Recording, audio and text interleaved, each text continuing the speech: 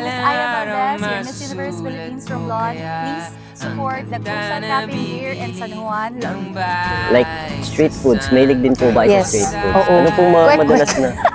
Quick, po? favorite, Ano oo. po? Kunyari ma'am yung favorite nyo na artista, magbebenta ng gano'n. Sa tingin nyo magkano kaya yung price nun? Oo. Kunyari ma'am, 150 yung kwek-kwek nila. Worth 150? Worth it ba yung Depende kung sinong artista. yung favorite nyo Favorite ma'am? ka din. Ako si Daniel Padilla, bibilin ko na lahat.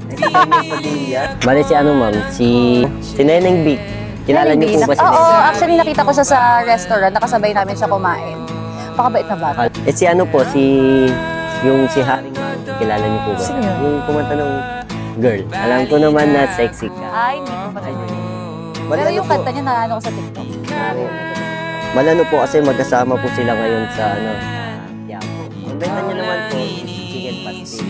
Ah, okay. Pag pumunta po kayo doon ma'am, anong bibili niyo doon? Yung Hungarian overload or yung chicken pastel? Hungarian. Bakit ang Dalawa! Yung dalawa. Dalawa. Yung dalawa. Pwede Diba naman pag isa lang yung matatry Isa mo? lang.